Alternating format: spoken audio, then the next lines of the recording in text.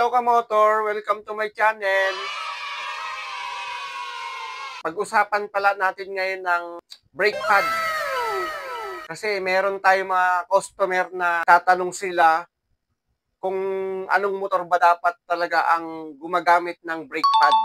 Kasi maraming nalilito ritong mga kamotor natin. Bibigyan ko kayo ng tips kung anong mga motor ang gumagamit nitong brake pad na to.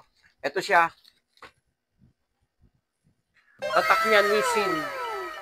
Ito nga pala kamotor, ang gumagamit nito is CB110 front. At ito naman ang isa. Taka naman yung tatak niya. Ang gumagamit naman kadalasan nito is Wave 100 S front. Buksan natin. Ito kasi kamotor, halos magkapareha sila. Meron pareha sila ritong kanal dito. Yan. Tapos meron din sila sa baba na lagayan ng bolt. Tapos yung kanilang lining nila. Itong isa mga kamotor is mahaba. Ito naman isa palapad. Pero parehas na parehas silang design. Parehas na parehas sila ng design. Kaya maraming nalilito rito sa disc na to . Tignan naman natin yung kabilang side. Ito naman yung kabila. Halos parehas din sila. Parehas sila may butas dito. At yung kalawit nga iba. Ito kasing sa pang wave, old, meron siyang kalawit na matulis dito. Yung sa kabila naman, pang CB110, para siyang style, style sapatos dito. Yan. Parehas din sila may lining ng bilog dito. Pag-usapan naman natin mga kamotor kung anong motor ang gumagamit ng mga ganitong brake pad.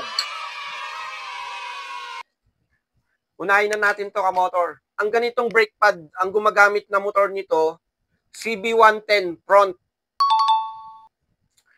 Tapos, Gixxer front. GSR R150 front.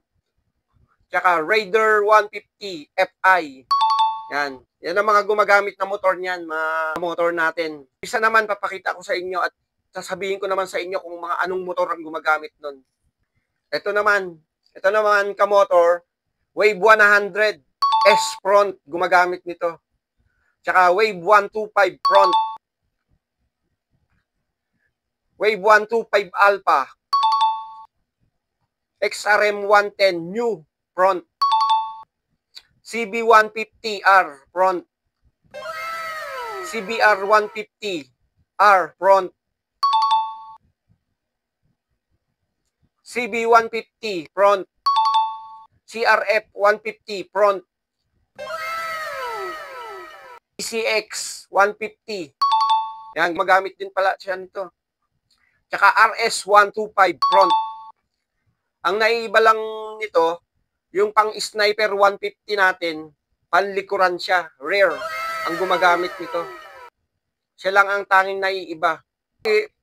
Pag yung mga customer kasi natin, pag namimili sa shop, pag wala tayong sample, napakahirap talaga, nakakalito. Nakakalito ang mga pad ng mga motor.